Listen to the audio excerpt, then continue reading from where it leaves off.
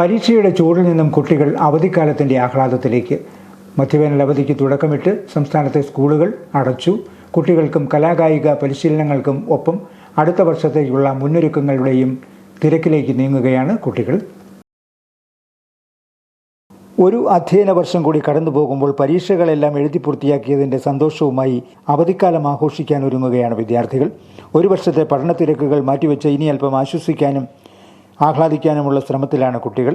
കുറച്ച് ദിവസമെങ്കിലും കൂട്ടുകാർക്കൊപ്പം ചേർന്ന് കളികളിലും ആഹ്ലാദങ്ങളിലും ഏർപ്പെടാനുള്ള ആവേശത്തോടെയാണ് കുട്ടികൾ വീട്ടിലേക്ക് മടങ്ങുന്നത്.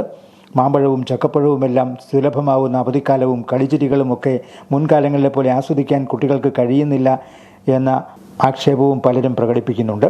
മൊബൈൽ ഫോണിൻ്റെ കൗതുകങ്ങളിലേക്ക് ഇറങ്ങാനാണ് വിദ്യാർത്ഥികൾ പലരും ശ്രമിക്കുന്നത്.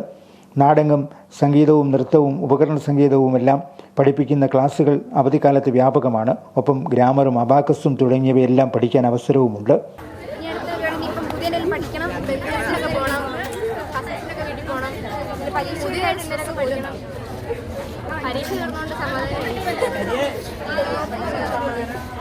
ഇതോടൊപ്പം കരാട്ടയും യോഗയും റോളർ സ്കേറ്റിങ്ങും എല്ലാം പഠിപ്പിക്കുന്നതിനുള്ള പരിശീലന കേന്ദ്രങ്ങളും ആരംഭിച്ചിട്ടുണ്ട്. അവധിക്കാലത്ത് അല്പം മനസ്സമാധാനത്തോടെ ഉല്ലസിക്കാൻ കഴിയുന്നില്ലെന്ന പരാതിയും പല കുട്ടികൾക്കുമുണ്ട്.